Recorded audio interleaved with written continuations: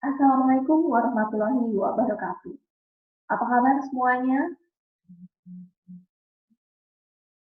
Selamat bergabung di pertemuan pertama mata kuliah kimia organik. Pada pertemuan ini, saya akan menjelaskan mengenai apa itu kimia organik. Beberapa waktu lalu banyak yang bertanya kepada saya, apa itu kimia organik? Dan bedanya apa dengan kimia analisis? Ada yang sudah tahu?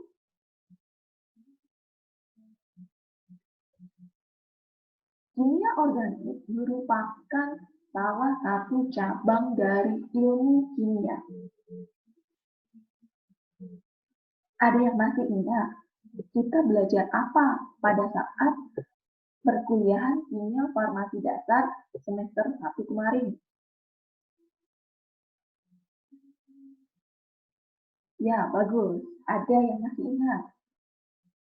Yang sudah lupa, silahkan membuka materi kimia farmasi dasar semester lalu. Kita lanjutkan pembahasan ke kimia organik.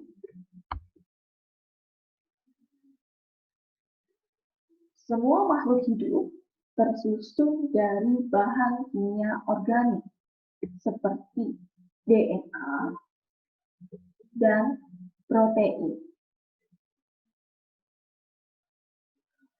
Beberapa natural product seperti vitamin C, minyak esensial, juga termasuk bahan kimia organik. Dan bahan bakar yang setiap hari kita menggunakan juga termasuk bahan kimia organik.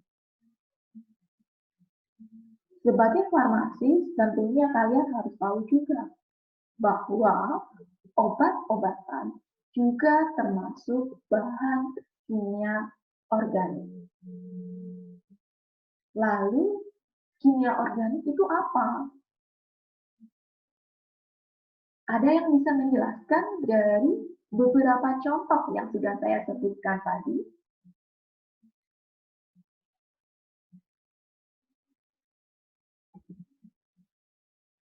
Saya akan menjelaskan sedikit tentang perkembangan kimia organik dari waktu ke waktu. Pada pertengahan tahun 1700-an sampai dengan awal tahun 1800-an, bahan kimia organik diisolasi dari tanaman dan hewan. Atau dengan kata lain, bahan-bahan kimia yang berasal dari makhluk hidup adalah bahan kimia organik.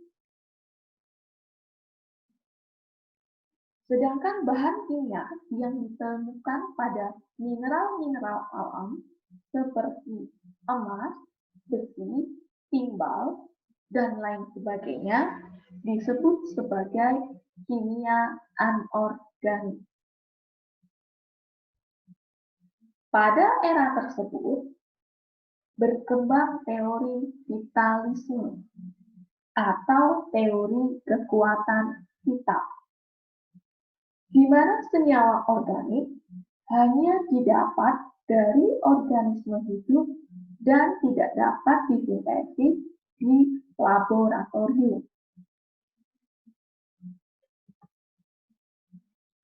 Pada tahun 1816, seorang ilmuwan berkebangsaan Prancis bernama Michael Serre berhasil mengubah lemak hewan menjadi sabun dan gliserin.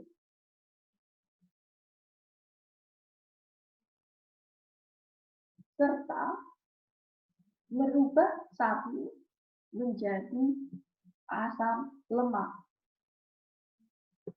Hal ini bertentangan dengan teori vitalisme. 10 tahun kemudian, yaitu pada tahun 1826, ilmuwan Jerman bernama Friedrich Wöhler berhasil merubah bahan anorganik, yaitu garam amonium cyanat, menjadi urea. Urea ini merupakan salah satu contoh bahan organik yang terdapat dalam urin manusia.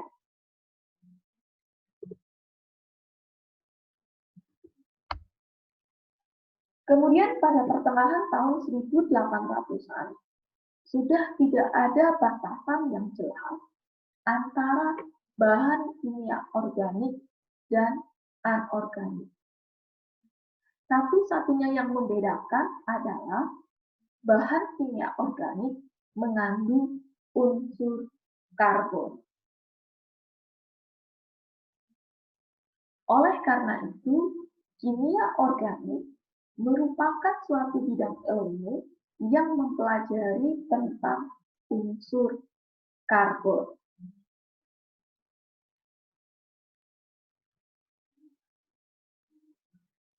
Kemudian pertanyaannya adalah, mengapa karbon menjadi unsur yang spesial?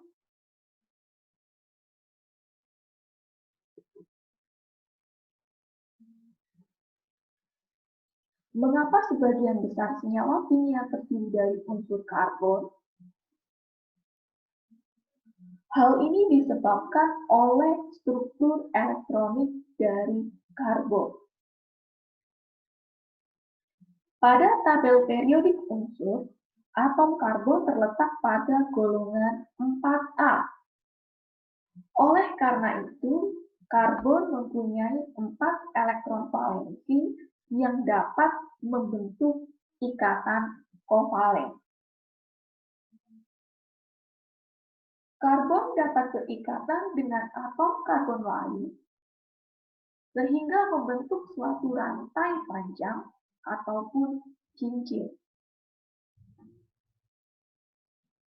Karbon juga dapat berikatan dengan atom karbon lain atau dengan sesama atom karbon membentuk bermacam-macam senyawa. Dari yang sederhana sampai yang kompleks seperti DNA.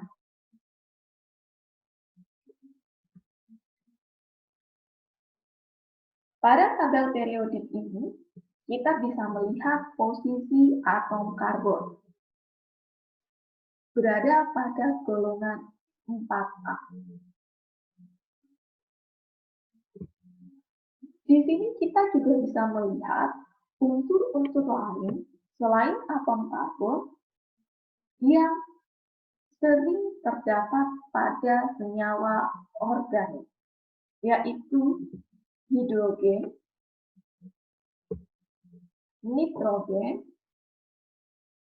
fosfor, oksigen, sulfur, fluorin, bromin, dan iodin.